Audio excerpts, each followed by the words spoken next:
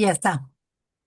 Muchas gracias. Entonces, pues me gustaría, como les decía, mencionarles las cosas que estamos haciendo. También escuchar cualquier sugerencia o recomendación que tengan sobre las líneas de investigación que desarrollamos en el laboratorio. Y me gustaría empezar, pues, mencionándoles que somos, como saben, un grupo relativamente joven en el centro. Afortunadamente hemos tenido la colaboración muy cercana de Caterina y de Angélica, que nos han estado apoyando en algunas de las cosas que realizamos aquí en el laboratorio. Y poco a poco se han ido acercando algunos estudiantes. A Juan Manuel, a quien ustedes están viendo aquí en la pantalla. A ver, déjenme ver. Tenemos aquí a Juan Manuel. Él es egresado nuestro, terminó la licenciatura haciendo una tesis bajo mi dirección y se encuentra preparando su ingreso a la maestría para continuar con el estudio de las cactáceas. Naomi, ella es estudiante de la UPEMOR y actualmente acaba de titularse, se tituló el viernes pasado. Entre toda la incertidumbre que teníamos de poder entrar o no a los laboratorios, pues bueno, pudimos terminar las cosas pendientes, ya se tituló finalmente y ahora mismo está pues terminando algunos pendientes pequeños que teníamos en el laboratorio y viendo si la podemos convencer de que entre a la maestría. Edson y Gilberto son estudiantes nuestros del centro. Ellos están en sexto semestre. Edson está trabajando fuertemente bajo la dirección de Angélica y de Caterina en el estudio de endófitos y Gilberto ha estado más inclinado hacia el análisis bioinformático. Entonces actualmente se encuentra empezando apenas análisis de transcriptomas. Amisadaí es de la Facultad de Biología y ella está haciendo su tesis en esta modalidad de tesis por etapas. Entonces ella está tratando de llevar a cabo un proyecto sobre desarrollo de nectarios extraflorales. Y finalmente Alexis, él es doctor egresado del IBT bajo la dirección de Enrique Rudiño y estamos mirando la posibilidad de hacer una colaboración de la que les voy a hablar más adelante.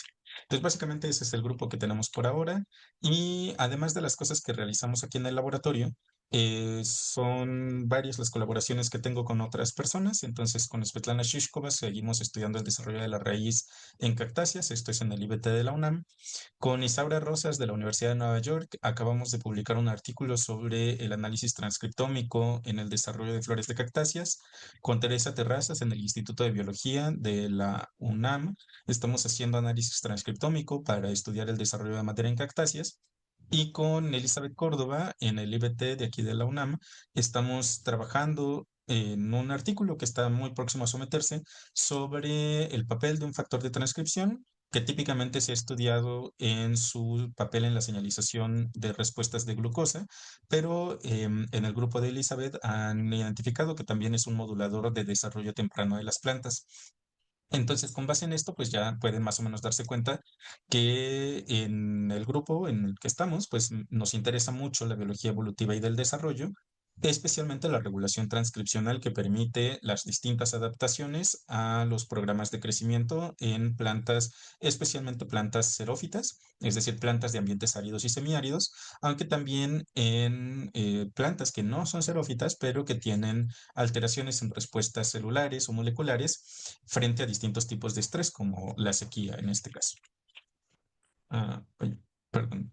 Entonces, en la plática del día de hoy me gustaría comentarles principalmente acerca de los proyectos que realizamos con raíces y les quiero explicar por qué me interesan las raíces, por qué especialmente las de cactus, los factores de transcripción con los que nos hemos estado divirtiendo últimamente, cómo a partir de ellos inferimos redes de regulación genética y finalmente cómo estos factores de transcripción que identificamos en angiospermas podrían estar funcionando en cactus.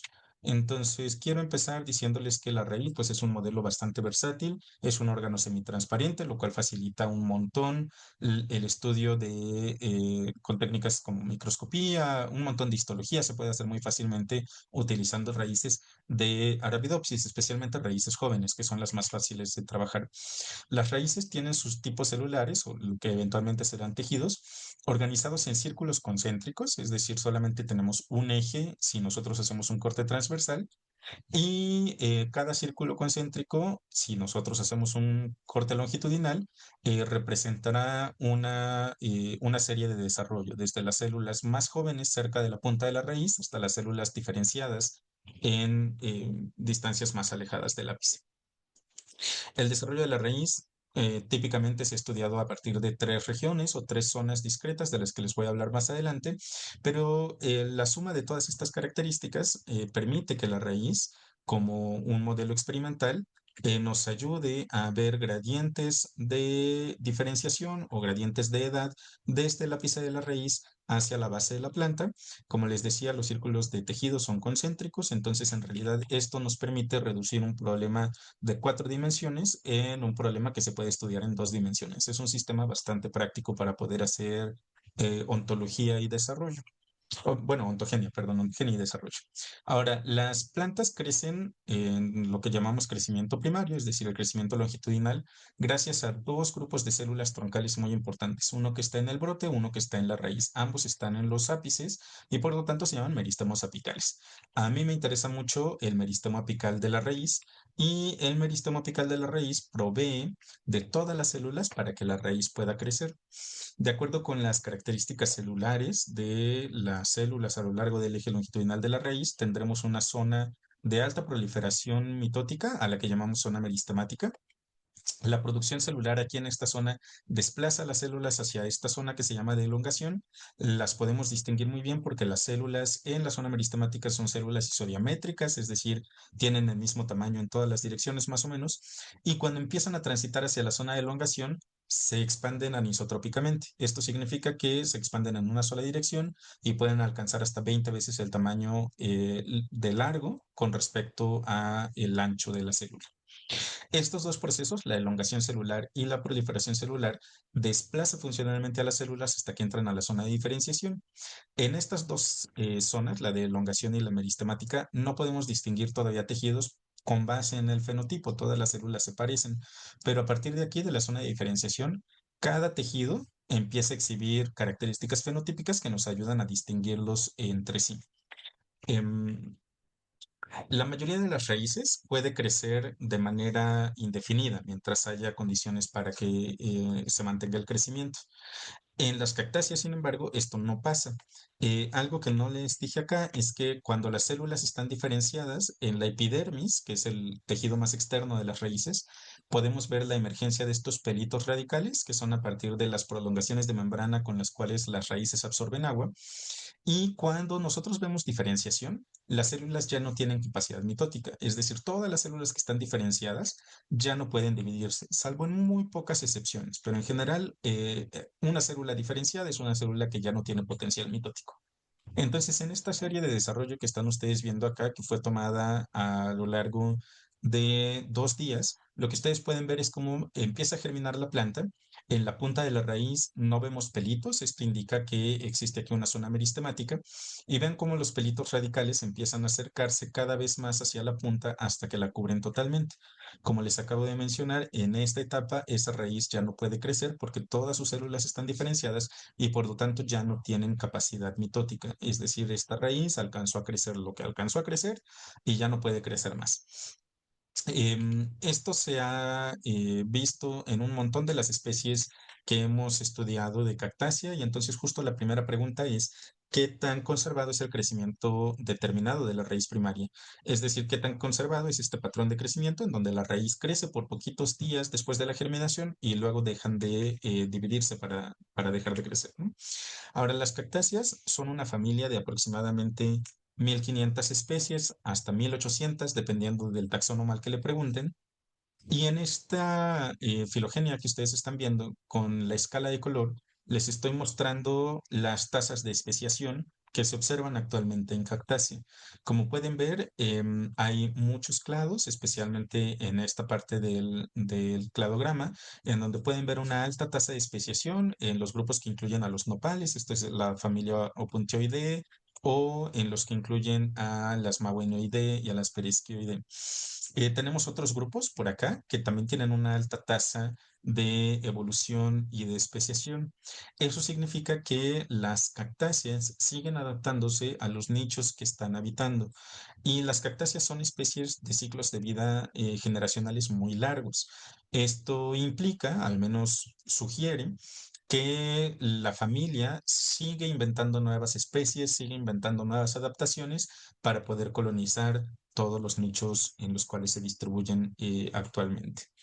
Como nos interesa mucho responder a qué tan conservado es este patrón de crecimiento, hemos establecido colaboraciones con un montón de institutos, entre ellos el Desert Botanical Garden de Phoenix en Arizona, la Universidad de Córdoba en Argentina y aquí en la UNAM, los institutos de ecología en la Unidad de Hermosillo y el Jardín Botánico de aquí de CU para el acceso a las semillas. Estamos empezando una colaboración, bueno, estoy empezando una colaboración con Brasil, con el doctor Adair Almeida, para poder tener acceso a semillas de cactáceas epífitas. Y además de las unidades académicas, pues también he establecido colaboraciones con algunos productores locales de cactáceas.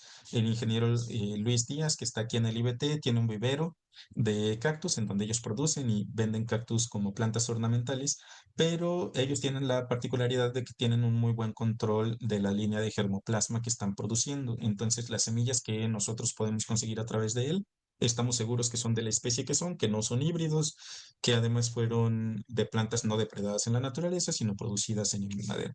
Y bueno, estas son las instituciones con las cuales hemos tenido acceso a material biológico, a semillas particularmente. Les decía que en cactus hay más o menos 1500 especies. Estas se dividen en cuatro subfamilias o cinco, según el taxonomal que le pregunten. Las clásicas son estas. Las primeras o las más basales son perisquioide, que son cactáceas, aunque no parezcan. Tienen hojas laminares que son perennes. Estas no tienen la reducción de hojas en espinas, aunque tienen espinas adicionales. Y son las que creemos divergieron más temprano en la evolución de las cactáceas. Luego tenemos a una subfamilia que a todos nos resulta conocida porque incluye a los nopales. Esta es la subfamilia Opuntioide. Esta alberga más o menos al 15% de especies totales de los cactus. Hay una subfamilia que solo incluye a dos especies, que es la subfamilia Mawinoide. Estas dos especies se distribuyen en el desierto de Atacama, en Chile y en los límites con Argentina. De estas hemos estudiado las dos especies, es la única subfamilia la que tenemos cubierta con el 100% de especies. Y Cactoideae, que es la que más se nos viene a la mente cuando pensamos en cactus, incluye al 80% de las especies totales de cactáceas. Ahora, de nuevo, son 1500 especies, entonces por supuesto no hemos analizado a todas, nos falta un montón, pero sí les puedo contar que en Perisquioide hemos encontrado plantas que tienen agotamiento de la raíz, es decir, cuyas raíces se diferencian totalmente, y plantas que pareciera que tienen crecimiento indeterminado, al menos en las condiciones en las que estuvimos. En la subfamilia Mauienoide, típicamente pensábamos que eran plantas de crecimiento indeterminado, aunque tenemos por ahí una sugerencia de un dato preliminar en donde pudiera parecer que también se determinan. En Opuntioide tenemos ejemplares, especies, que son de crecimiento determinado, es decir, que son raíces cuyas células se diferencian, y otras que nunca se diferencian, cuya raíz puede seguir creciendo todo el tiempo.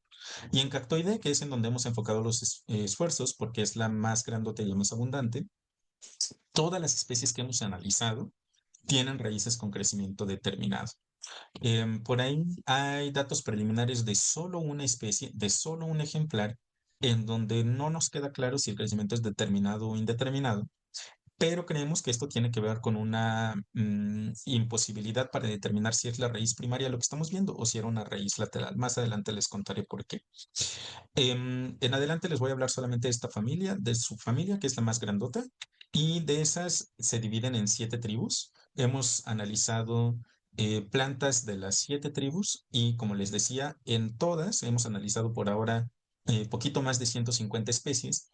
En todas hemos visto la diferenciación de las células en el ápice de la raíz, excepto con este único ejemplar que les decía que no estamos absolutamente seguros de que se diferencia.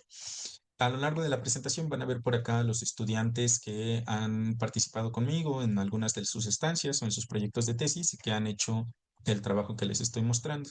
A Sofía Esteban, que seguramente ustedes conocen, es egresada nuestra, está por titularse.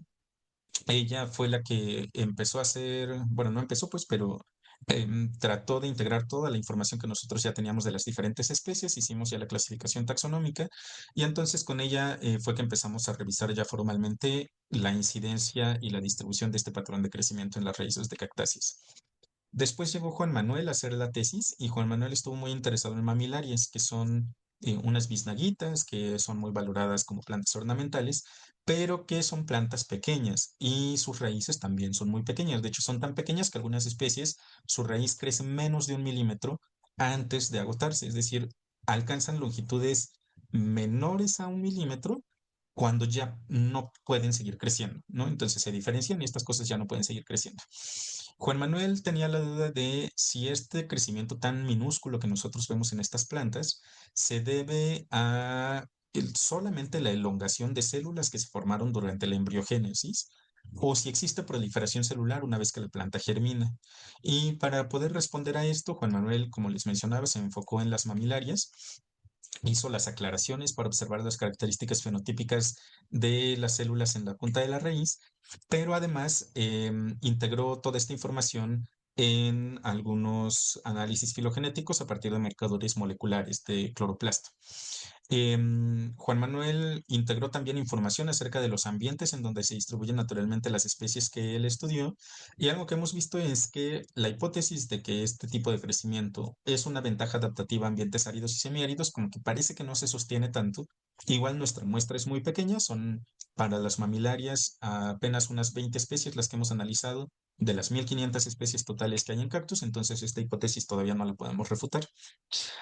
Para contestar si de verdad hay o no proliferación celular, Juan Manuel hizo también aproximaciones de citogenética clásica. Y entonces, haciendo tinciones de orceína, lo que él observó fue en aplastados celulares de la raíz, signos de progresión del ciclo celular. Entonces, con tinciones de orceína que nos permite teñir al DNA, lo que observó fueron algunas células como esta, no sé si ven el cursor, pero como esta que está señalada con una A, en donde vemos cromosomas condensados, algunos de ellos están en planos metafásicos, algunos otros se ven en profases, en telofases. Em, este trabajo de Juan Manuel de nuevo implicó ah, eh, la implementación de técnicas que no habíamos hecho en cactáceas. Como pueden ver en estas imágenes, las aplastados celulares con orceína pues son técnicas destructivas. No podemos ver de qué lugar de la raíz proviene cada célula y por lo tanto no tenemos seguridad de si esta célula está más cerca del ápice o más lejos del ápice. Una pregunta que nos interesa mucho porque como les mencionaba antes, cerca del ápice es en donde esperamos el potencial mitótico y lejos del ápice pues no deberíamos esperarlo.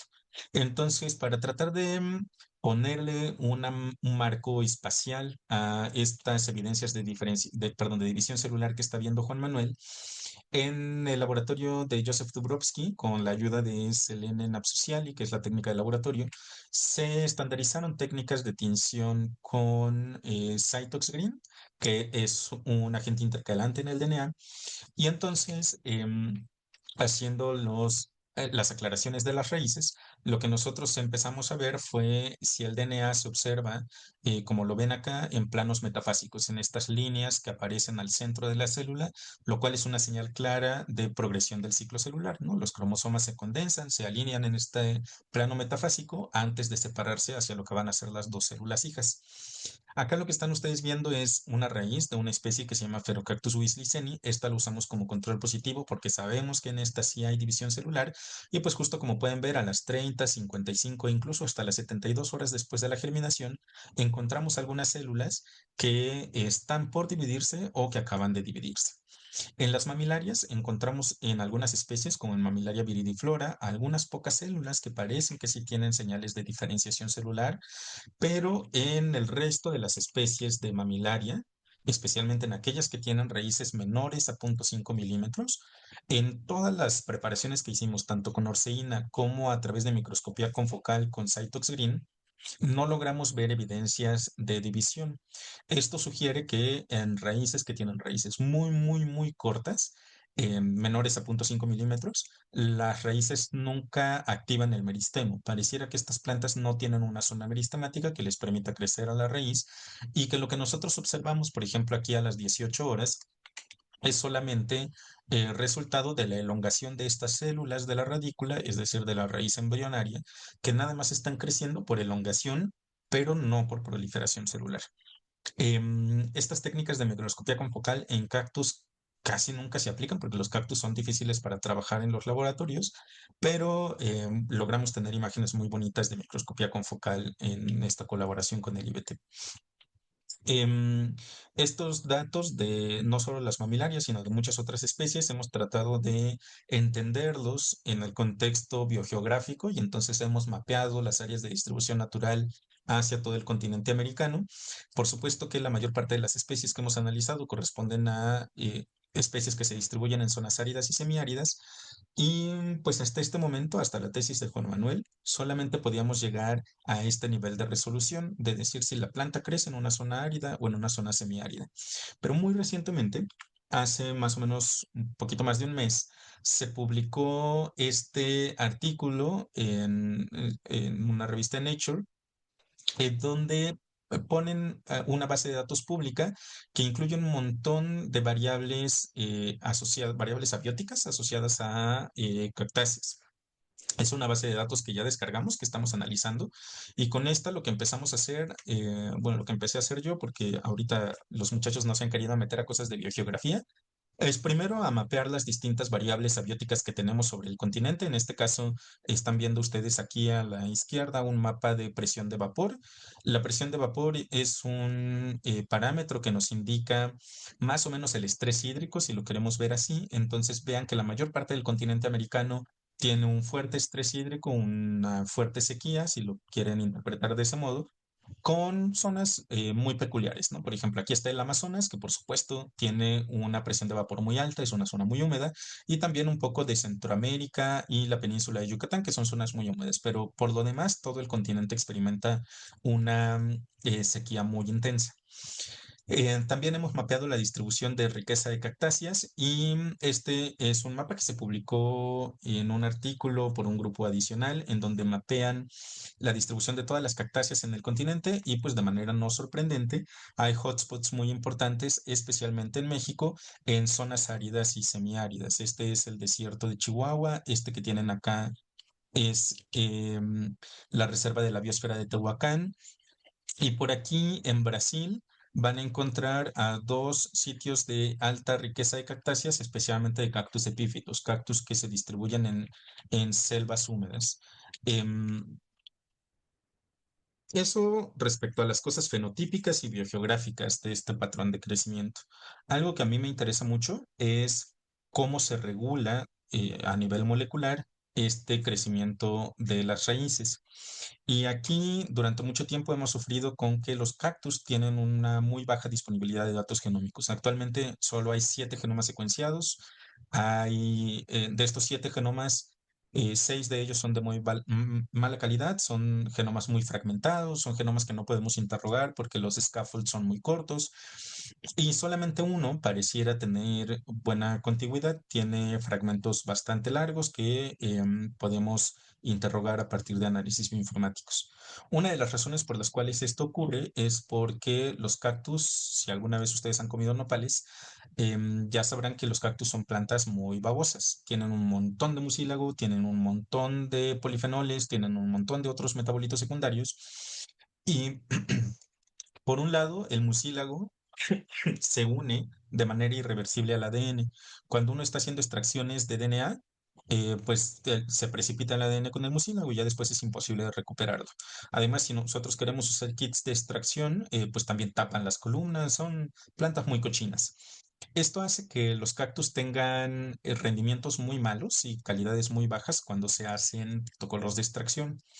Con este reto enfrente, Julieta Olvera, que también es egresada nuestra, hizo la tesis conmigo tratando de estandarizar un protocolo de extracción de DNA de alto peso molecular.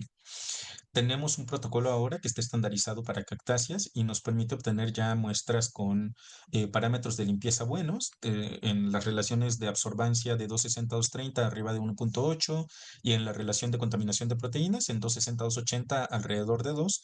Pero de manera más importante, los fragmentos que logramos obtener a partir de este protocolo son arriba de 40 kilobases, lo cual hace que este protocolo permita tener DNA potencialmente útil para secuenciación por tecnologías de lecturas largas. Ahora, tradicionalmente la secuenciación se hace con lecturas cortas, lecturas de Illumina, que son de pocos cientos de bases, y con estos fragmentos nosotros podríamos secuenciar ya fragmentos de varias kilobases e incluso pues tal vez ensamblar ya en megabases o en contigs pseudocromosómicos. Este protocolo nosotros lo tenemos disponible para toda la comunidad. Hay gente que ya lo ha utilizado para poáceas, para pastos, para gabáceas, para otras monocotiledonias como las yucas.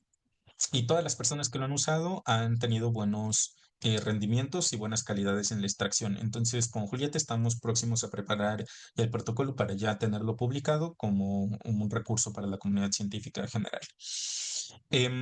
Ahora, en ausencia de genomas, pues una de las cosas que yo hice durante el doctorado fue aproximarme a esto a través de transcriptomas.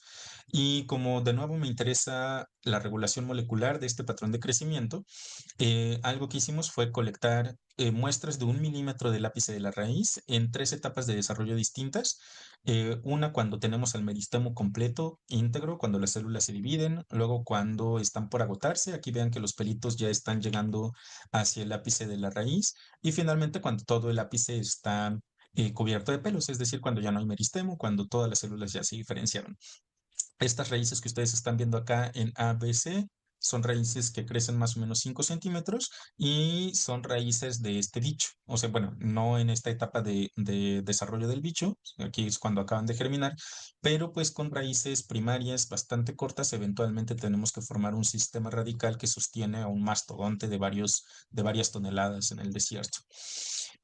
A partir del transcriptoma, del cual no les quiero hablar mucho, pero ya es un trabajo muy viejito, lo que nosotros hicimos fue ensamblar más o menos 49.000 secuencias de transcritos, pero luego yo me puse a inferir redes de regulación genética con base en lo que se sabe en Arabidopsis thaliana. Entonces aquí lo que ustedes están viendo son distintos factores de transcripción y cómo interaccionan en la regulación transcripcional entre ellos en las dos etapas. En azul estoy marcándoles los niveles de abundancia relativa de transcrito en las etapas iniciales y en naranja en las etapas terminales. De nuevo, las etapas iniciales son cuando hay meristemo y las terminales son cuando la raíz completa tiene células ya diferenciadas, incluso en el ápice. De esta red de regulación, hay dos factores de transcripción que aparecen en esta red que se llaman pletora 1 y pletora 4. Pletora es una familia de factores de transcripción y es justo con la que me he metido más últimamente. Se describieron inicialmente en Arabidopsis y en Arabidopsis lo que se hizo fue pues ver a las mutantes de pérdida de función. En esta figura ustedes están viendo en esta primera planta a la planta del tipo silvestre. La segunda y la tercera planta son plantas que tienen pérdida de función en uno solo de los factores de transcripción. Arabidopsis tiene 6 pletoras, aquí nada más les quitaron a uno. Y como pueden ver, pues las mutantes simples no tienen diferencias fuertes de desarrollo con respecto a la planta de tipo silvestre.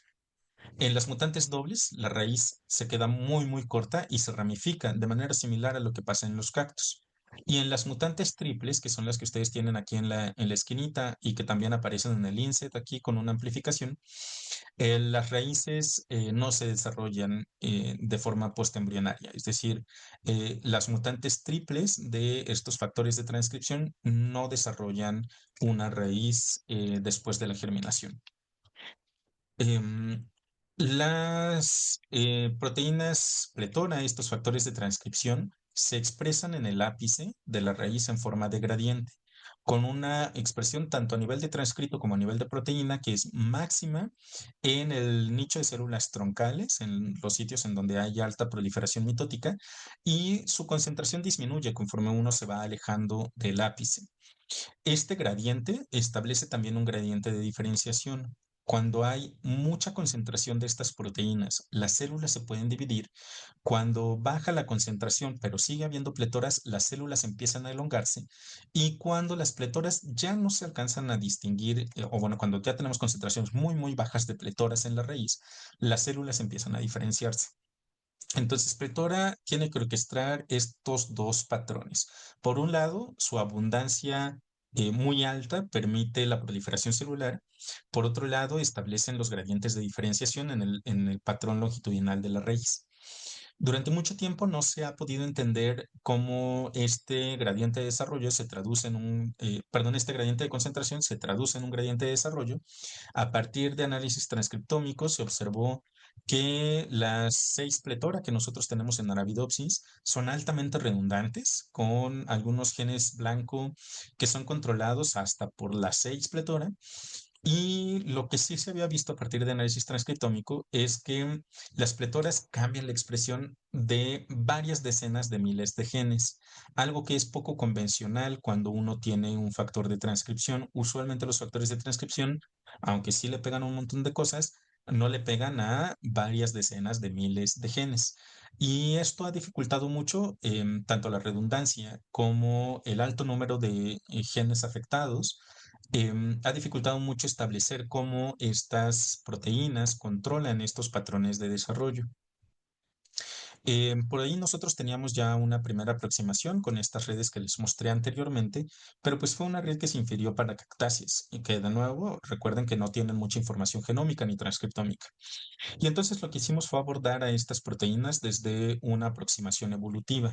Lo primero que hicimos fue interrogar a todas las bases de datos en donde tenemos genomas de plantas. Acá lo que ustedes están viendo en el eje de las X son las distintas especies cuyo genoma está reportado y en el eje de las Y el número de genes que nosotros encontramos en las barras grises para la familia AP2RF, que es la familia que incluye estos factores de transcripción, y en la barra azul el número de factores de transcripción ortólogos a pletora que encontramos en cada especie. Vean que en plantas hay una alta variación en el tamaño de la familia génica, pero en general pletora se mantiene más o menos con el mismo número de copias a lo largo de las diferentes especies. Algo que es bien importante acá es señalarles que estos primeros grupos, estas especies están ordenadas en la gráfica de acuerdo a su divergencia en la historia evolutiva de las plantas. Entonces vean que los primeros linajes, que son plantas, acá por ejemplo en embriofita, plantas que no tienen raíz, estos son musgos, algunas hepáticas, son plantas que no saben hacer raíces y no tienen pletora. Luego aparecen estas que se llaman traqueofitas, que ya tienen tejido vascular, que saben hacer raíces, pero estas aprendieron a hacer raíces en un evento evolutivo independiente. Y de hecho, cuando uno compara los sistemas radicales, no se parecen a lo que uno ve típicamente en las plantas. Estas que ya tienen raíces, pero que aprendieron de forma independiente a hacer raíces, tampoco tienen pletoras. A partir de este listón verde, lo que nosotros vemos son a las plantas que tienen semillas. Aquí están las gimnospermas, las que tienen semillas pero no flores. Y a partir de este listón morado, lo que tenemos son a las angiospermas, las que tienen semillas, pero que además saben hacer frutos, ¿no? Que saben hacer flores. Vean que las pletoras justo aparecen cuando aparecen las angiospermas. Y esto pues nos ha llevado a preguntarnos si de verdad esta señal es algo que tiene relevancia biológica o si solamente vemos estos datos porque el tamaño muestral de los linajes previos, de los linajes basales, es pequeño y porque los genomas no tienen buena calidad. Con esta pregunta, Kenia Galván, que hizo la tesis conmigo también, ella es egresada de la licenciatura en Ciencias Genómicas, se puso a hacer análisis filogenéticos y lo que encontramos fue que en todas estas especies encontramos ortólogos de los distintos grupos de las pletoras. Las monocotiledonias perdieron a una copia de estos factores de transcripción, pero a su vez se inventaron una copia específica de monocotiledonias y por ahí se ha sugerido que esta es la razón que subyace a que la arquitectura del sistema radical de las monocotiledonias, en donde encontramos al maíz, al trigo, a la cebada, sean muy ramificadas en algo que llamamos sistemas radicales fibrosos, a diferencia de lo que vemos en el resto de las eudicotiledonias. No me quiero meter mucho a la parte filogenética, entre otras porque pues no es el interés principal del cuerpo académico, pero sí les quiero comentar que para responder a la pregunta de si esto era un problema de completez en los datos, Kenia hizo análisis de microcintenias. Eso significa que Kenia se fue a buscar los locus en donde aparecen las pletora en cada una de las especies y luego preguntó quiénes son los genes que están vecinos. Cuando nosotros tenemos conservación sinténica, conservación en la presencia, pero además en el orden de estos genes, uno puede trazar bastante bien líneas evolutivas a través de los distintos linajes. Entonces empezamos con Arabidopsis thaliana y vean que aquí tenemos conectado hacia el genoma de Vitis vinifera. Vitis es la uva con la que hacemos vino. Es un paleogenoma, es una especie que se propaga clonalmente a partir de esquejes, ya no tiene recombinación porque pues, ya no se hacen reproducción sexual de esta especie desde que nos enteramos que hacían vino y que había uvas que hacían mejor vino que otras, dejamos de cruzarlas, ¿no? Las empezamos a propagar por esquejes. Esto hace ya varios miles de años. Em, Como pueden ver, en este cromosoma de Vitis encontramos una señal sintética bastante fuerte con el genoma de Arabidopsis. Si nosotros damos un paso hacia atrás y nos vamos a la primera de las plantas con flor que tiene genoma secuenciado, que es Amborella tricópoda, esta es de las plantas con flores la que divergió más temprano en la evolución de las plantas de la que tenemos genoma.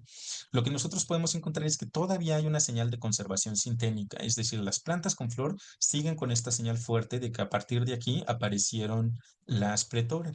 Si nos vamos a las plantas que tienen raíces, pero que hicieron las raíces de forma independiente, vemos algunos genes homólogos a pletora, pero ya no vemos esta señal de conservación sintética. Esto refuerza que las pletora aparecieron justo cuando empiezan las plantas a inventarse las flores y que a partir de aquí evolucionaron por neofuncionalización a partir de un ancestro que estaba presente en estos dos linajes de plantas.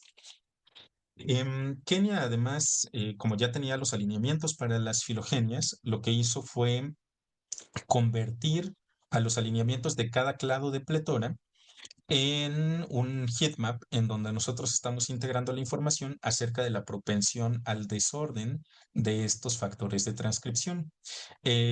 Aquí lo que ustedes están viendo es un alineamiento múltiple de secuencias, pero en vez de ver los aminoácidos individuales de las secuencias de estos factores de transcripción, sustituimos cada aminoácido por su valor de propensión al desorden.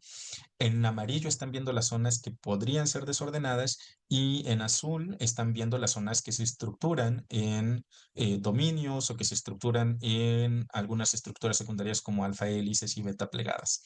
Vean que para los cuatro clados que nosotros tenemos de pletora encontramos una región que parece que se estructura muy bien, que está aquí más o menos en el centro del alineamiento, mientras que todo el resto hacia el amino y hacia el carboxilo terminal todo lo tenemos como regiones putativamente desordenadas.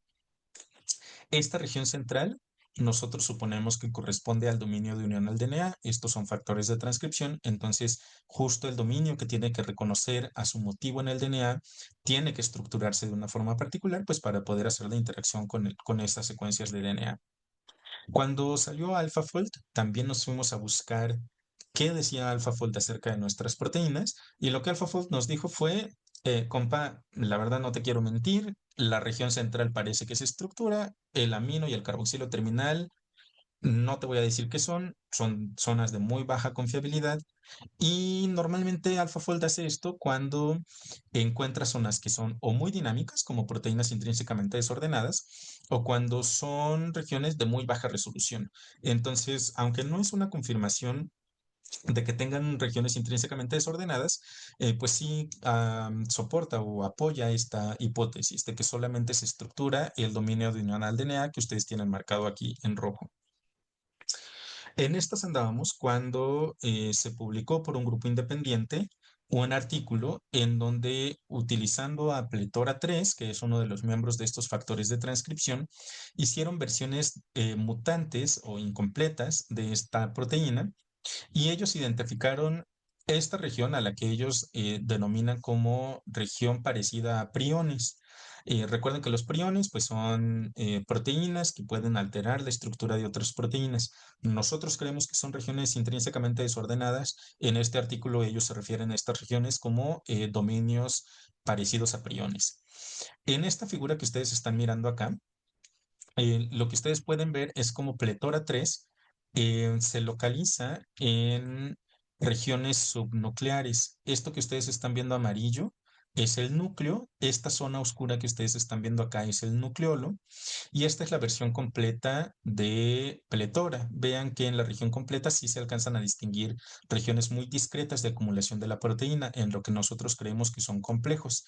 Cuando se le quita a las regiones parecidas a priones, Pletora se puede meter al núcleo, o sea, todavía vemos la señal dentro del núcleo, pero vean que ya no vemos esa localización en puntos definidos, es decir, parece que estas regiones intrínsecamente desordenadas son una señal necesaria para que Pletora pueda establecer complejos proteicos. En este artículo, además, de manera muy bonita, ellos hacen las fusiones de Pletora con una proteína amarillo fluorescente y de WOX5, que es otro factor de transcripción, con una proteína M-cherry. Lo que ellos ven es que cuando hacen el sobrelape de las imágenes, la señal de pletora y la señal de este otro factor de transcripción localiza bastante bien en esos puntos discretos que vemos dentro del núcleo.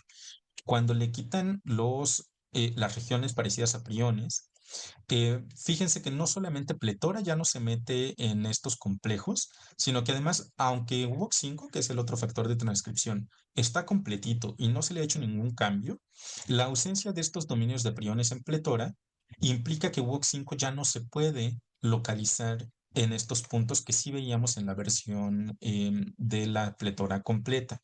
Esto de nuevo corrobora la hipótesis de que Pletora establece eh, complejos proteína-proteína, que son además bien interesantes porque WOX5 y Pletora aparecen en tres tipos celulares en este eje longitudinal, pero solamente en uno de ellos saben hacer estos complejos.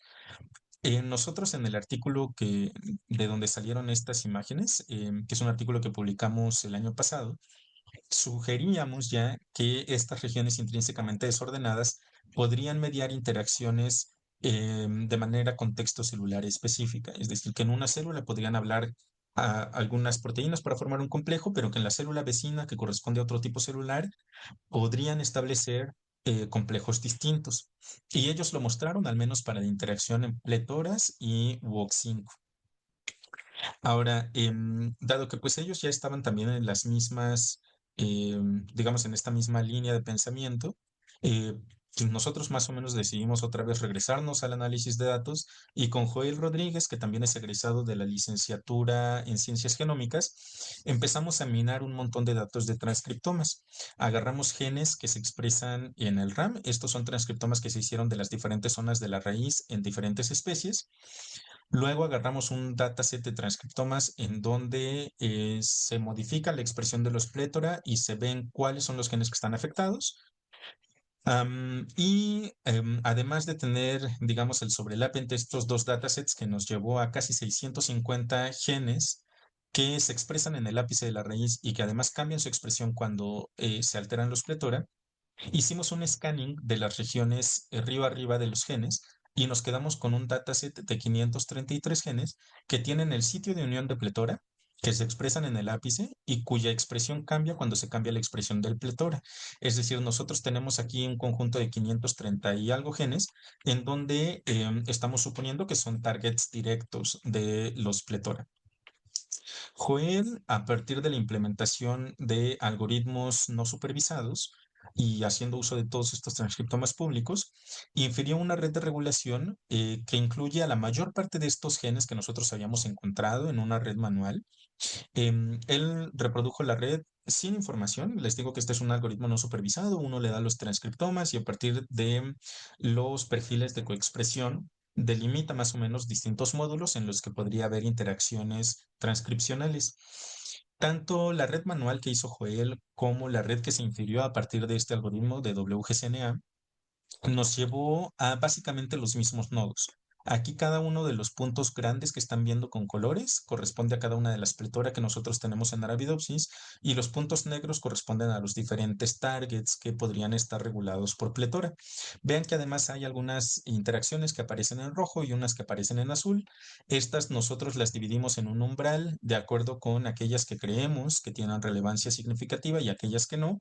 Y la decisión de esto está basada en un algoritmo matemático que no les voy a contar, pero que para nosotros hace todo el sentido del mundo porque fíjense que una de las que tiene mayor número de líneas rojas es esta, la pletora 7, que es una pletora que no se expresa en la raíz, ¿no? Y entonces aquí nosotros estamos encontrando que a partir de este factor de transcripción, pues no tenemos, o más bien las interacciones que establece, las recuperamos como interacciones biológicamente no relevantes, lo cual nuevamente hace sentido con los datos experimentales. Ahora, para entender qué hace Pletora en todo este asunto, lo que hicimos fue un análisis eh, sobre representación de categorías de ontología génica, de los gene ontologies. Y entonces, agarrando todos los nodos que nosotros tenemos en la red y preguntando cuáles son las anotaciones de estos, creo que no les dije, pero esta red es de Arabidopsis. Agarrando a las anotaciones que hay para todos estos genes, encontramos señales muy fuertes que indican que los procesos contenidos en la red están involucrados en modificación de RNAs, particularmente de RNAs ribosomales, en el ensamblaje de ribosomas y en el metabolismo de RNAs no codificantes o en el ensamblaje de complejos de ribonucleoproteínas. Muchas de estas cosas son cosas que suceden en el nucleolo.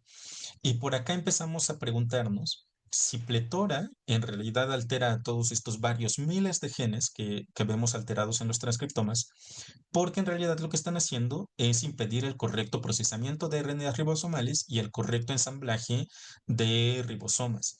Si es cierto que Pletora le pega a estos dos procesos, entonces tiene todo el sentido del mundo que se nos descomponga el transcriptoma completo de la raíz, porque si no hay ribosomas o si no tenemos RNAs ribosomales, pues entonces tampoco podemos hacer bien la traducción de todas las otras proteínas, ¿no? Dado que estos son procesos que ocurren en las células y que son fundamentales para que la célula sea viable, nos preguntamos entonces qué tan estable es esta red en otras especies. Y aquí con Joel revisamos al jitomate, al pepino, a la soya, al arroz y al maíz. Y en esta gráfica lo que ustedes están viendo es una calificación ponderada de qué tan conservados están los diferentes nodos de las redes en estas especies, es decir, si las diferentes especies tienen ortólogos de estas proteínas incluidas en la red, pero que además estén conectadas de la misma forma. Y entonces lo que vemos es, a partir de esta métrica, en este algoritmo se sugiere conservación de la red a partir de este umbral que tienen aquí abajo, que es el 2. Pero si ustedes observan en estas redes, comparando las distintas redes de las diferentes especies de las que tenemos datos, encontramos señales arriba de 10, lo cual sugiere que estas redes son casi invariables entre las especies, que de nuevo amarra muy bien con el hecho de que si las pletora están controlando procesos tan centrales y tan importantes como la biogénesis ribosomal o el metabolismo de RNAs ribosomales, pues son cosas que tienen una muy alta presión de selección y que por lo tanto no tienen una variabilidad tan grande en las redes de regulación genética en las que están involucradas. Esto fue parte del trabajo de titulación de Joel. Él no decidió no titularse por tesis, entonces nunca se convirtió en una tesis, pero junto con los datos de Kenia, de las proteínas desordenadas y de la filogenia, y estos datos de regulación de las redes de regulación genética, publicamos el artículo del año pasado, en donde Joel y Kenia son los primeros autores del paper. Dado que a partir de acá ya teníamos la evidencia, o bueno, la sugerencia muy fuerte de que Pletora controla procesos nucleolares, una de las primeras cosas que hicimos con Naomi, que se acaba de titular, fue preguntarnos si es cierto que estas plantas, las mutantes, las dobles mutantes de Pletora 1, Pletora 2, serían más sensibles a cosas que de por sí le pegan al nucleolo. En plantas, este tipo de estrés puede ser el estrés salino o el estrés térmico. Y entonces con Naomi, en las incubadoras que tiene Caterina aquí en su laboratorio, pusimos a crecer plantas a 35 grados y de manera bastante buena para nosotros, haciendo diferentes esquemas de tratamiento con diferentes severidades del estrés, lo que observamos es que aumentando la severidad del estrés, aquí nosotros tenemos, todas estas fotos son fotos de plantas de 5 días de edad. En la planta WS, que es el tipo silvestre, vean que el ápice mantiene una correcta orientación de sus capas celulares, el meristemo se ve muy ordenadito. Conforme aumentamos los días de estrés, aquí por ejemplo, vamos subiendo un día de estrés, este es el último día, entonces crecen 4 días a 21 grados, un día a 35, 3 días a 21 grados, los dos últimos días a 35, hasta que llegamos a la combinación de 0 días a 21 grados y 5 días, los 5 días completos a 35 grados. Vean que en el tipo silvestre, incluso en este tratamiento de estrés completo, la raíz se mantiene bien organizada y no aparecen señales de diferenciación. Por ahí aparecen señales de elongación, pero de diferenciación todavía no. En la doble mutante, en las condiciones control, vemos una raíz bien organizada, con el meristemo todavía con células pequeñas que se están dividiendo. Si aumentamos un día de estrés, No sé si lo alcancen a ver bien en la pantalla, pero aquí se ven células cada vez más grandes y más cercanas al ápice. A los 2 días de estrés ya vemos este como escalerita que ven aquí en el centro es el gilema, que es una señal de diferenciación del cilindro vascular. Aquí ya hay señales de pelos radicales, lo cual es diferenciación de las células epidérmicas. Vean que las células elongadas están ya casi llegando al ápice. Y conforme vamos aumentando los días de estrés, en 3, 4 y hasta 5 días de estrés, Pletora sí muestra estas señales claras de sensibilidad exacerbada al estrés térmico. El estrés térmico lo que induce es estrés nucleolar y aquí lo que nosotros estamos haciendo es trabajar con esta hipótesis de que si las pletora, las mutantes de pletora ya tienen afectados procesos nucleolares, inducir estrés que afecte al nucleolo debería darnos exacerbación de los fenotipos, que se cumplió casi como libro de texto para este sistema de tratamientos de estrés que puso Naomi. Ahora, para poder ver mejor estas cosas, hicimos microscopía confocal tiñendo paredes celulares. Aquí están viendo ustedes a la planta del tipo silvestre cuando está creciendo 2 días a 21 grados y los tres últimos a 35. Y vean cómo la pletora pues está ya con la raíz toda desorganizada. El lápiz está todo chueco, las líneas celulares, las filas ya no se alcanzan a trazar muy bien hasta el centro quiescente, que es hasta donde deberían llegar. Hay ya señales de elongación celular. Esto nosotros recuerden que empezamos la historia con pletoras de cactus y entonces en cactus les decía, los genomas son genomas muy fragmentados, en algunos de ellos no tenemos em, regiones reguladoras porque no están bien ensamblados los genomas y demás. Sin embargo, Svetlana con uno de sus estudiantes de maestría estuvieron haciendo los modelos génicos con la poca información que sí había disponible y a partir de eso, Svieta junto con una de sus estudiantes de maestría hicieron una construcción en donde agarraron a al promotor, a lo que creemos que es el promotor de uno de estos factores de transcripción pletora, lo fusionaron a un reportero que es Gus y lo metieron a Arabidopsis. Es decir, están haciendo pruebas de actividad de promotor en un sistema heterólogo. Y acá lo que pueden ver es unos ensayos que hizo Naomi con semillas que nos regalaron de estas líneas transformadas. Entonces vean cómo en Arabidopsis, en las condiciones a las que crece Arabidopsis, que son 21 grados, la señal de expresión, o bueno, la actividad del promotor de esta construcción aparece en estas células que vemos acá, que se llaman el centro quiescente. Este es el centro organizador de la raíz, y luego aparecen en esta zona de la raíz a la que llamamos columela. No vemos señal de Gus en ninguna otra parte de la raíz dentro de la zona meristemática. Cuando subimos el estrés a 30 grados, vean que aumenta la intensidad de la señal, pero también aumenta una señal que antes no veíamos en las condiciones control. Estas dos son la misma raíz, esta tomada a 10 por y perdón, a 20 por y a 40 por. Y si subimos el estrés hasta 35 grados, vean que aquí Pretora ya se está expresando en tejidos en donde definitivamente no los veíamos en el control, pero además, cuando nosotros vemos a la planta completa, esta expresión la vemos ya en toda la planta. Vean, aquí está a 21 grados, en el ápice creo que no se alcanza a distinguir mucho, pero en el ápice es justo esa imagen que les mostraba anteriormente, donde solamente se ve en la puntita, en el resto de la raíz no, hasta que vemos células bien diferenciadas. A 30 grados, lo que observamos es ya una señal en toda la raíz hasta la parte aérea de la raíz. ¿Por qué estamos haciendo 30 y 35 grados? Porque esta región promotora se sacó de una secuencia de cactáceas y por lo tanto, pues quisimos emular las condiciones en donde viven estas plantas, que son condiciones de desierto, de semidesierto, en donde las plantas están expuestas incluso a temperaturas más altas. No lo pudimos subir más porque, pues, Arabidopsis se nos muere, ¿no? A los 35 grados de por sí ya está dando las últimas, entonces no pudimos tener condiciones tan altas de temperatura como experimentarían los cactus. Pero bueno, entonces les decía que Cactus es un sistema muy complicado y cochino para trabajar cosas de biología molecular. Sin embargo, con otra tesis de licenciatura de la UPEMOR, que se tituló ya hace algunos años, empezamos con la tarea de proponer sistemas modelo para poder hacer biología molecular y cultivo de tejidos. Corinne lo que hizo fue evaluar si diferentes especies tienen características que nos permitan sugerirlas como plantas modelo y llegamos a la propuesta de Echinopsis mirabilis, que es la planta que ustedes están viendo aquí en la pantalla, para la cual pudimos hacer cultivo de tejidos, tanto de explantes de raíz como de explantes de hipocótilo. Pudimos a partir de callos hacer la regeneración de raíces. Esto quiere decir que a partir de masas de células no diferenciadas en condiciones particulares de hormonas, podemos llevarlas a la formación de estas estructuras que ustedes están viendo aquí, que son raíces, y estas raíces tienen además el mismo patrón de crecimiento que vemos en las plantas que germinan a partir de la semilla, que eventualmente se llenan de pelitos. Además, pudimos regenerar plantas completas, llevándolas hacia la formación de brotes y después estos brotes hacia la formación de raíces.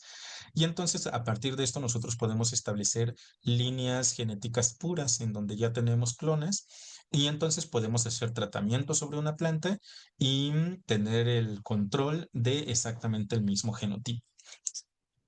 ¿En qué hipótesis estamos trabajando ahorita? Como les mencionaba, las pletora parecen ser proteínas con regiones intrínsecamente desordenadas. Algo que nosotros creemos es que estos complejos que pueden formar en distintos tipos celulares son complejos que se forman a partir de separación de fases líquido-líquido.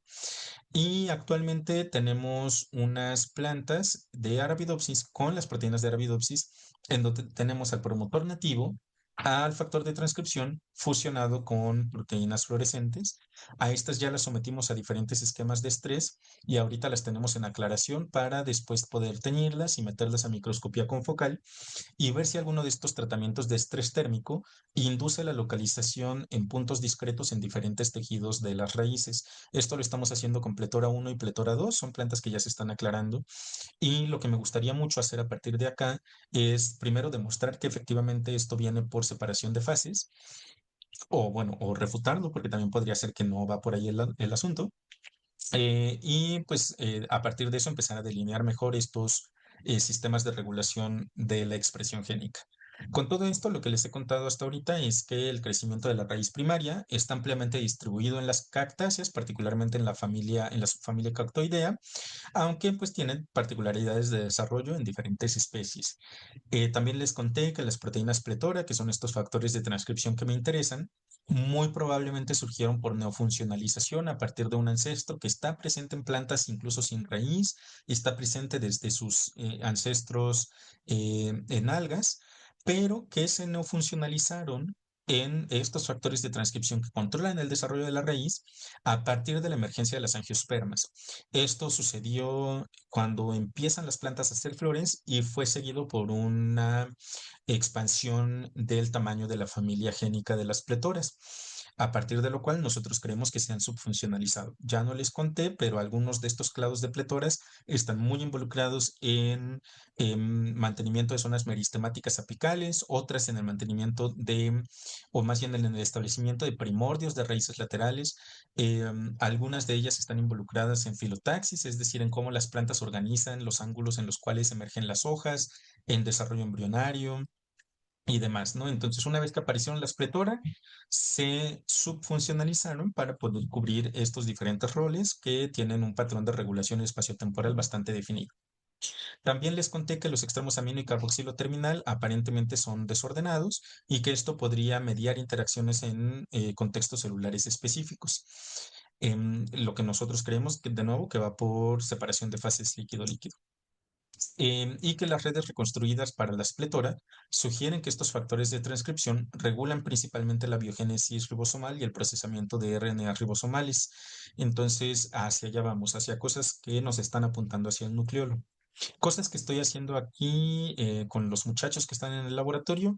Queremos implementar análisis estructurales de la unión de pletora con DNA. Esta es una colaboración que estamos haciendo con Enrique Rudiño a través de Alexis Campuzano, que es este muchacho que se doctoró recientemente y que ha estado mucho aquí en el laboratorio, en donde queremos cristalizar los dominios de unión al DNA y poder identificar cuáles son las bases y los aminoácidos que participan en la interacción con el reconocimiento del factor de transcripción y sus genes blanco en Arabidopsis.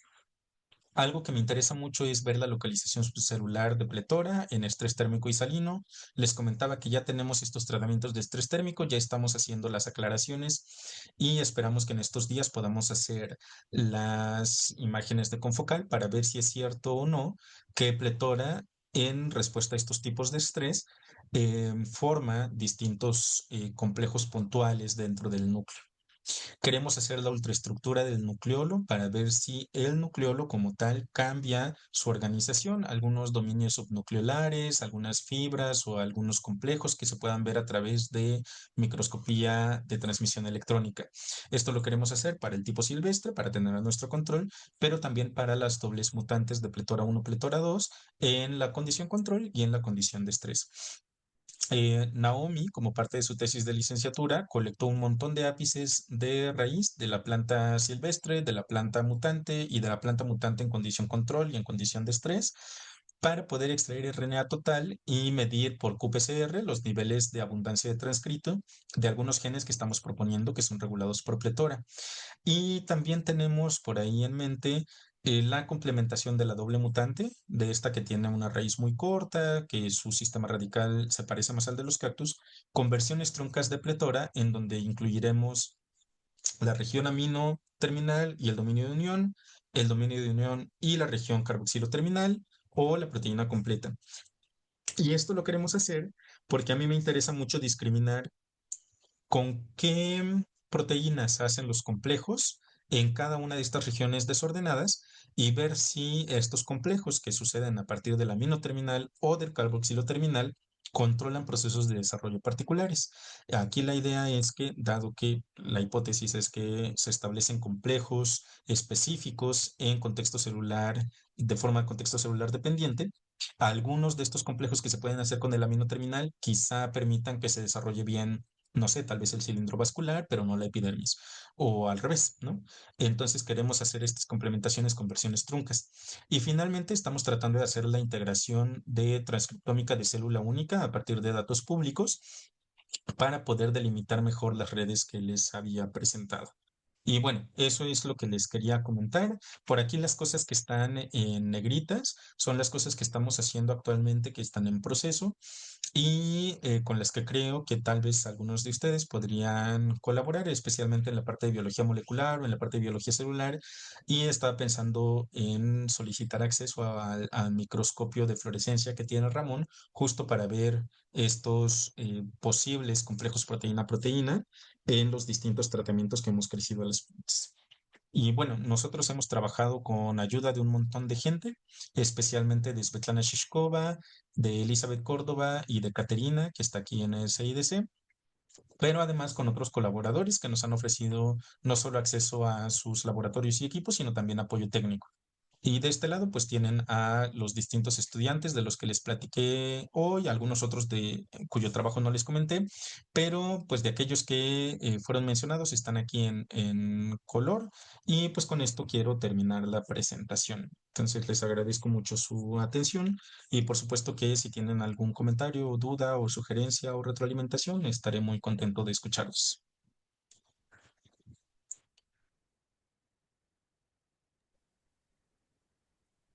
Pues muchas gracias, Gustavo. La verdad es que está bien padre tu trabajo. Gracias. Este, me, cu- o sea, las plantas me quedan siempre muy alejadas. Es medio Ok. complicado tratar de ver cómo podríamos integrarnos, pero bueno, claramente el cuerpo académico, pues es regulación de la expresión génica, así que quedas perfecto dentro del cuerpo académico.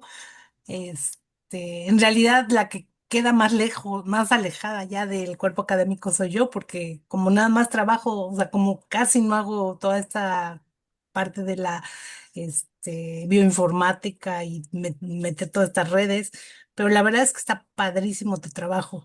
En algunas partes, o sea, cuando empecé con el gene que yo trabajo, que es con escargot, en donde vemos estas también gradientes en donde a diferentes concentraciones hace diferentes cosas y le pega a diferentes tejidos, pues digamos en esa parte también Dije, ah, bueno, a lo mejor por ahí tengo que empezar a pensar algo, ¿no? Me da buenas ideas. No, una pregunta, ¿no hay motivos conservados de unión al DNA en plantas? O sea, no se sabe si hay zinc fingers o sea, ¿cuáles serían los motivos principales de unión a DNA en plantas? Sí, pues muchos de los factores de transcripción que están en animales también tienen ortólogos conservados en plantas. Plantas tiene además algunos factores de transcripción que son específicos de plantas y que tienen también pues sus sitios y sus dominios de unión específicos. En el caso particular de Pletora, Pletora tiene estos dominios que se llaman AP2 y AP2 está presente en un montón de miembros. Son como en Arabidopsis son cerca de 80 miembros que tienen a los dominios AP2. Pero justo como son tan grandes, se han dividido en distintas subfamilias. Y entonces las Pletora son unas que tienen a un dominio AP2, tienen un espaciador como de 60 aminoácidos y luego tienen a otro dominio AP2. Esta subfamilia de las pletora es la única que solo tiene dominios AP2 y no tiene aparentemente ningún otro dominio. En otras proteínas, el dominio AP2 se ha cristalizado y se ha visto que interacciona con el DNA a partir de unas beta plegadas. Sin embargo, no sabemos cómo se hace la interacción cuando tienes repetición del AP2, porque el sitio que reconoce el AP2 solito es distinto del sitio que se reconoce con los dos AP2. Esto ya se ha mostrado por Celex, se ha mostrado por ChIP-seq y se ha mostrado haciendo el escanning computacional de los genes que se alteran a partir de los transcriptomas. Entonces, sí, sí hay dominios conservados. Justo la parte de cristalografía que queremos hacer con Enrique es tomar ese dominio central que parece que se estructura, poder cristalizarlo, y el DNA con el que lo vamos a poner a interaccionar es uno que ya sabemos que tiene el dominio, o bueno, más bien el motivo de unión en el DNA para poder hacer la interacción con este dominio de unión de pletora. Y las regiones intrínsecamente desordenadas, este, ¿has analizado algo de esa parte? Pues como son intrínsecamente desordenadas, está bien No sé. difícil hacerles cosas. Ajá. Eh, lo que yo creo que está sucediendo es que los distintos tipos celulares tienen características distintas, ¿no? Algunas tienen citoplasmas más densos, algunas tienen compartimentalización más fuerte en organelos y demás. Entonces, lo que yo creo es que en cada una de estas diferentes condiciones, las regiones, tanto del N-terminal como del C-terminal, se estructuran de maneras distintas y eso permite que Pletora hable con interactores diferentes y que la unión de ese complejo de Pletora más otro, por ejemplo, les mostraba el caso publicado ya de Pletora con otro factor de transcripción que es WOX5, eso haría que tengas a dos proteínas con dominios de unión que necesitan buscar a los motivos en el DNA que aparezcan juntos. Si no aparecen juntos, pues no se pega, ¿no? Entonces el complejo ya no se pega ahí. Y entonces lo que yo creo es que a partir de la modulación de con qué partner hace la interacción, Pletora puede regular blancos específicos en células específicas también, ¿no? Entonces ese es como hacia donde queremos caminar. Eso sería lo mismo, me pasa lo mismo con escargot. Escargot también tiene su dedo de unión a DNA y luego la región desordenada. Entonces, sí, yo Eh, creo que algo parecido debe estar sucediendo. Pues nada, pues muy padre tu trabajo, la verdad, felicidades. gracias. Y No sé si alguien más. Hola, hola Gustavo, está muy chévere tu trabajo, la verdad, está muy padre. Este, gracias. pues entendí ahí varias cositas nada más, no todo, pero supongo que te va a dar para un buen rato, ¿no? De divertirte ahí. Fíjate, tengo una pregunta, es que no entendí muy bien. ¿Pletora tiene varias copias? O sea, estos genes Pletora tiene varias copias. Ah, ok. ¿Y han visto si están bajo la misma selección o si has visto que están bajo la misma selección en diferentes familias de plantas o no sé, estos pletora? Am, en Arabidopsis, Pletora tiene 6 miembros y son Pletora 1, 2, 3, 4, 5 y 7. Ahí se saltaron al 6, ¿no? Pletora uno, 2, 3 y 4 se expresan en la raíz y de esos, pletora uno y 2 son los más importantes en el establecimiento de los patrones de desarrollo. Pletora 3 se expresa en raíz también, pero cuando tú lo quitas, la raíz no se entera. Y pletora 4 es bien importante para otro proceso. De hecho, pletora 4 también se llama baby boom y es súper importante para un proceso en plantas que se llama embriogénesis somática, en donde las plantas empiezan a formar embriones que no se forman en la semilla. Entonces, justo por eso se llama baby boom, ¿no? Porque las mutantes de esta proteína empezaban a dar un montón de embriones somáticos. Y luego 3, 5 y 7 que se expresen en un grupo bien particular de células es súper importante para establecer a ese grupo de células como un primordio de raíz lateral. 3, 5 y 7 también son bien importantes para definir cómo las hojas se distribuyen en la parte aérea de la planta. Y uno, 2, 4 y 7 son bien importantes en la parte aérea para mantener el desarrollo embrionario. Entonces, cuando no están, las semillas se abortan. Y de hecho, algo que no les mostré acá y que más o menos soporta, bueno, corrobora un poco esta hipótesis de que las proteínas pletora podrían tener efectos sobre procesos nucleolares.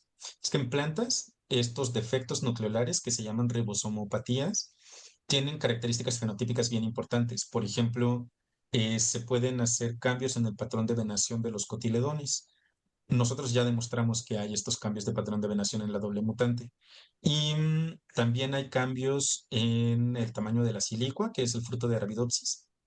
Y no solo en el tamaño, sino que cuando uno abre la silicua, en la Arabidopsis de tipo silvestre es como un ejotito, un ejote así bien mini, ¿no? Cuando tú lo abres, ves todas las semillas ahí cubriendo todo, toda la vaina.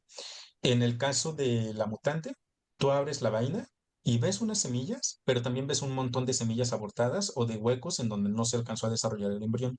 Todo esto está sugiriendo de nuevo que sí participan en procesos nucleolares. Y desde que aparecieron, o al menos según lo que nosotros hemos visto, desde que aparecieron en la evolución, no se han perdido, excepto en las monocotiledonias, que por ahí se les perdió la copia uno y 2, pero fue una pérdida tan fuerte que se inventaron una propia copia que es específica de monocotiledonias. Y por ahí de nuevo es lo que se ha sugerido, que esta copia nueva, que es específica de monocots, ha hecho la divergencia tan fuerte entre los sistemas de raíces de las dicotiledonias y de las monocotiledonias. Pero sí hay una presión de selección bien intensa. Y de nuevo esto lo podemos ver porque el número de copias de pletora en plantas se mantiene más o menos constante y además porque no hay presencia y ausencia, excepto en este caso particular de monocotiledonias. Oye, ¿y todas tienen o sea, todas tienen estructuras desordenadas, todas las pletora o solamente algunas?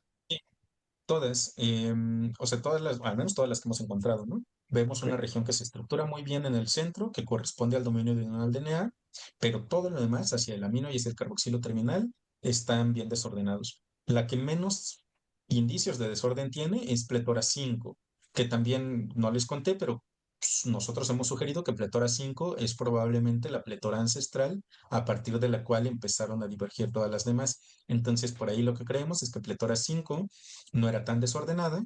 Cuando apareció esta subfamilia génica, se expandió y entonces empezaron a desordenarse hacia el amino y hacia el carboxilo y ahí se dieron cuenta, bueno, ya lo estoy contando como si supieran, ¿no? Ahí probablemente empezaron las plantas a tener ventajas adaptativas que hicieron que se seleccionaran estas proteínas con más señales de desorden. Ok. Nada más también tenía otra duda ahí que no entendí muy bien. Bueno, también se me fue la luz un poco. Este, tú decías que cuando estaba a cierta temperatura estaba como en la raíz, ¿no? Pero cuando ya aumentaban a 35 es prácticamente estaba toda la planta, ¿no? En toda la planta se veían señales con el gen reportero. Ujú. Pero no entendí como la explicación biológica de por qué en toda la planta aparece a 35. Sí, pues tampoco nosotros entendemos, la verdad. Es un patrón que no esperábamos, pero pues así Ok. se ve la planta. Y lo que sí es que ok, les voy a contar un poco del contexto de esas construcciones. Antes de que se hicieran las construcciones con glucuronidasa, intentamos hacer las construcciones con una proteína verde fluorescente. Y eso fue cuando todavía no había genomas de cactus, eso era cuando yo andaba en el doctorado. Entonces, a partir de los transcriptoma, por ahí tratamos de reconocer más o menos eh, los UTRs, que pues no es el promotor, pero muchas veces llevan señales regulatorias. Y entonces hicimos una construcción que incluye al UTR, al primer exón y parte del primer intrón. Y el patrón de expresión de esas proteínas fluorescentes más o menos se ve de forma esperada con lo que veríamos en Arabidopsis. Aparecen en la punta, se ven bien, pero también aparecían en zonas que no esperábamos, en la zona de diferenciación, y eso es a temperatura control, a 21 grados. Luego, cuando salieron los genomas y se hicieron estas versiones de las construcciones ya con lo que creemos es la parte, la parte promotora, em, solo lo veíamos en la punta en las condiciones control, pero con Naomi, que estaba haciendo los ensayos de estrés, ahí fue cuando se nos pintó la planta, ¿no? Todas otras partes de raíces de la planta.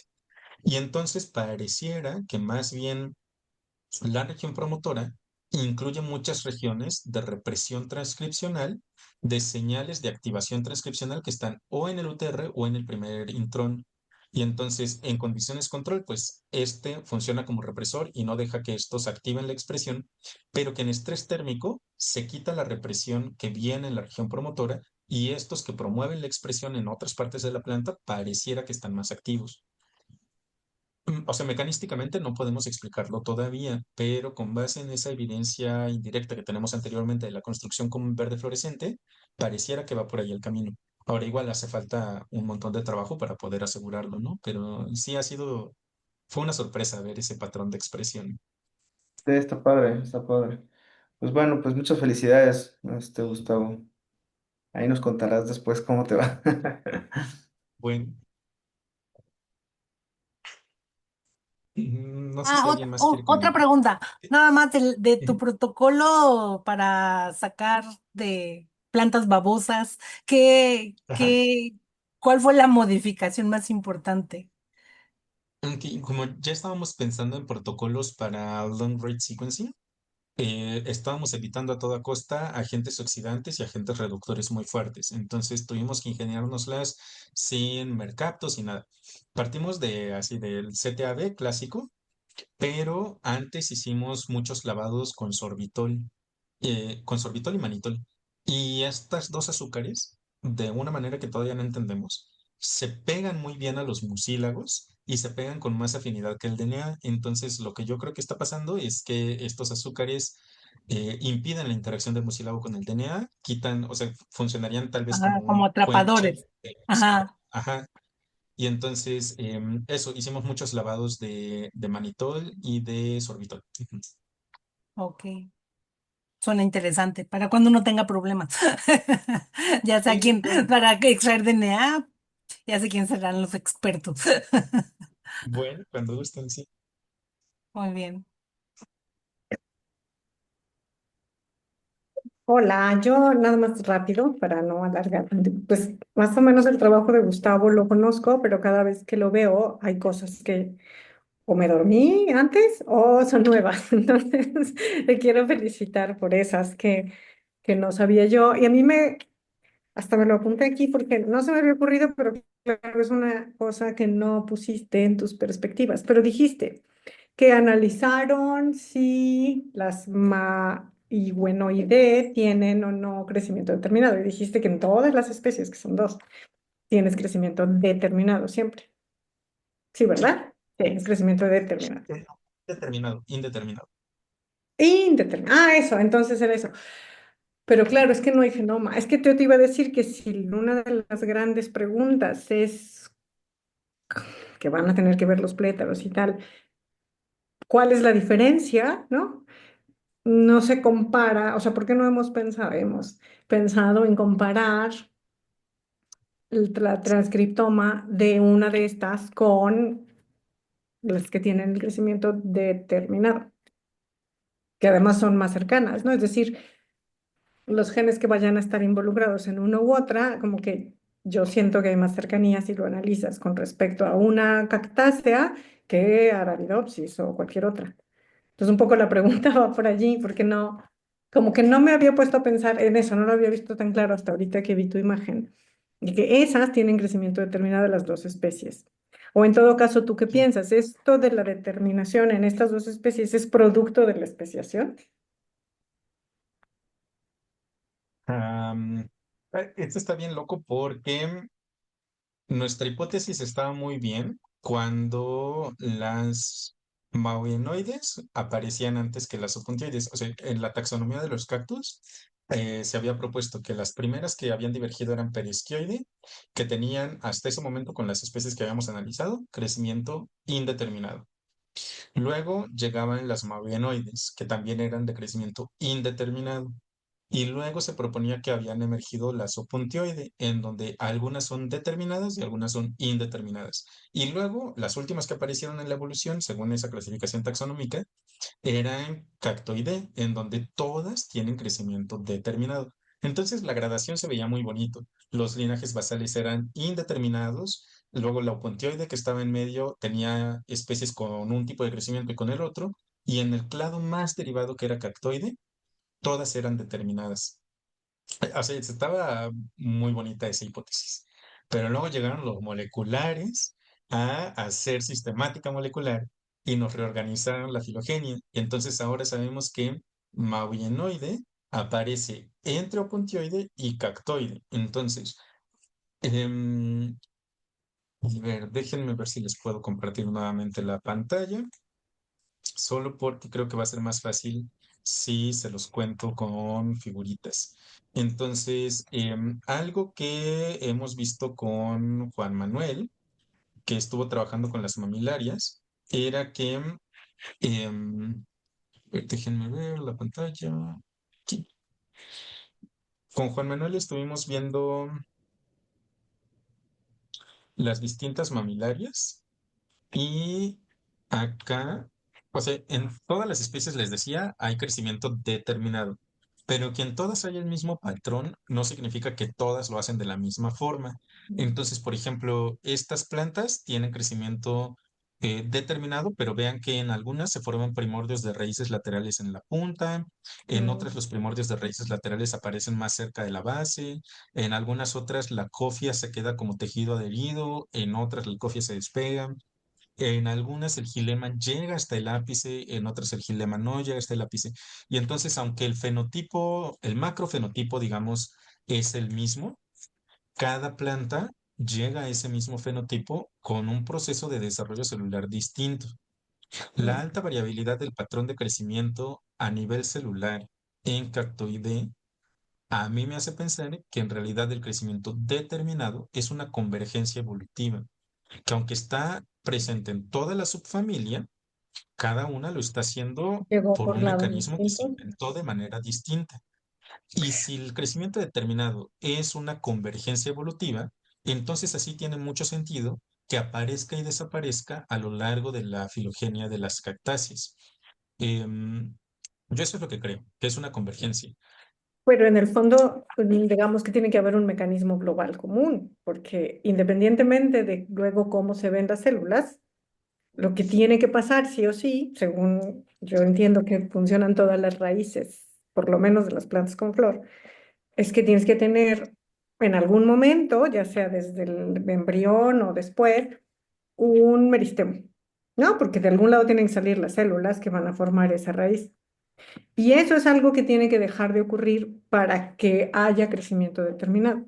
Entonces sí, se ve distinto a nivel celular, lo que nos acabas de decir, pero digamos que ¿cómo se diría? La causa final, dirían los filósofos, es la misma, que el meristemo tiene que dejar, tiene que haber algo como un meristemo para que se produzcan esas células y luego tiene que dejar de estar. Y a lo mejor ese mecanismo sí es común, ¿no? A luego ya, ¿cómo se regula? Es otra pregunta, ¿o no?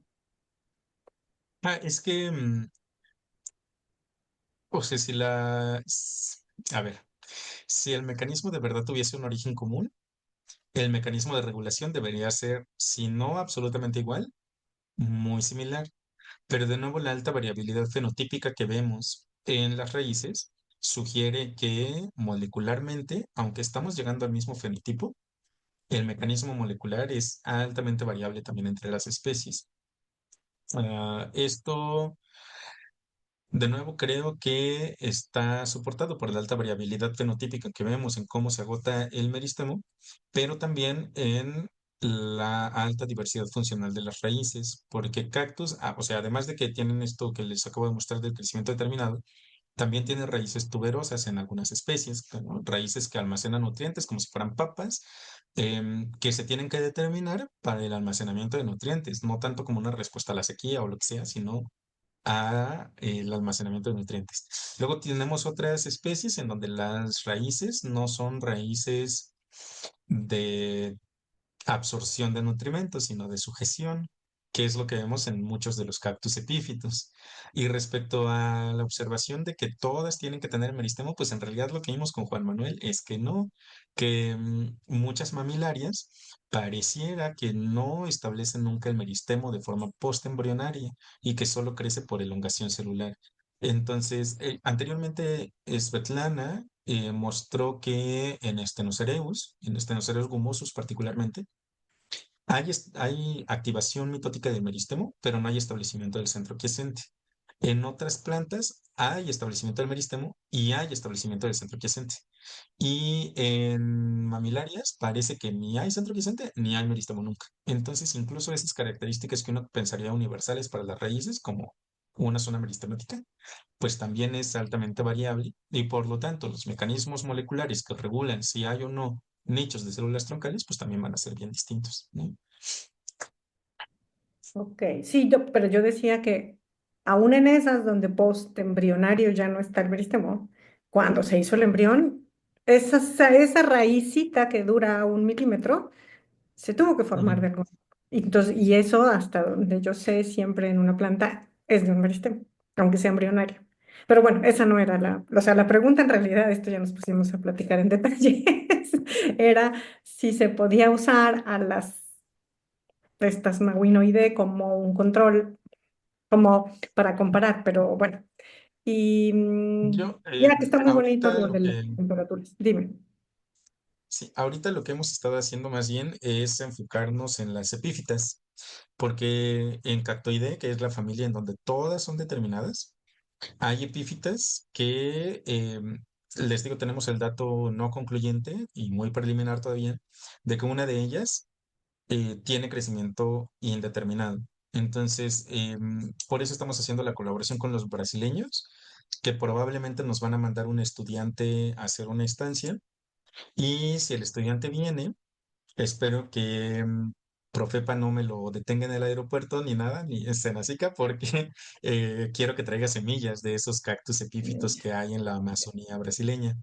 Entonces, una vez que Ujú. tengamos acceso a todas esas semillas, pues entonces ya podremos seguir consultando qué onda con los epífitos. Y si en epífitos logramos demostrar que hay uno con crecimiento indeterminado, ese sería el mejor candidato para compararlo porque es de la misma subfamilia y evolutivamente es mucho más cercano a todas las otras que sí tienen crecimiento determinado. O sea, digamos, en términos de mm, cuál sería la mejor especie para poder contrastar estos dos patrones de crecimiento, una de la misma subfamilia sería perfecta. Sí, claro. Ok, pues ojalá llegue el muchacho o muchacha con todo y semillas, ¿no? Pues vemos. Ok, Con que gracias. lleguen las semillas. Ay, aunque no llegue el muchacho, no seas grosero. Ok, gracias. Ujú. Ah, una cosa, Sonia avisó por correo que se le fue la luz y que no podía regresar con el celular. Bueno,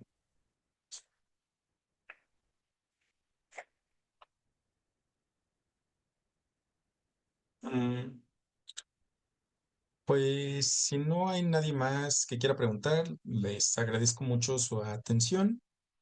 Y veo que anda Gris por acá. Si te puedo consultar unas cositas, Grisel, me daría mucho gusto. Hola, sí, claro que sí. Oye, sé que ustedes tienen microscopio para fluorescencia, pero no sé si es confocal o es EPI o qué microscopio es. Es epifluorescencia. Epifluorescencia, ok. Y nosotros tenemos ahorita lo que les comentaba hacia el final de la presentación. Tenemos plantas que tienen una construcción con YFP, otras que tienen con CFP. y queremos implementar unas tinciones con DAPI para pues DNA y con DirectRed para paredes celulares. Mm, ¿Crees que luego te puedo consultar las longitudes de onda, de excitación y de emisión de mis fluoróforos y ver si podemos hacer unas fotos en su microscopio? Sí, por supuesto. Nada más hay que checar también que sean de diferente, o sea, por ejemplo, si uno es antirratón, que el otro sea antirrata, que no, para que puedas ponerlos, sobre todo si vas a poner combinaciones. Estas son colorantes, no llevan anticuerpos, o sea, no son Ah, ok, ok, inmunofluorescencias. ok. Y de ustedes, supongo que hay como alguien que es el experto en el uso del microscopio. No sé quién es quien más maneja el microscopio. Regina es la encargada y es la que más lo usa. Vale, perfecto. Entonces, yo creo que le escribo a Ramón y a Regina para ver si nos podemos coordinar para algún día de esta semana y entrar a ver las muestras, aunque sea muy preliminar. Sí, perfecto. Regina sube prácticamente todos los días al laboratorio. Vale, muchísimas gracias. Sí, ¿de qué, Gustavo?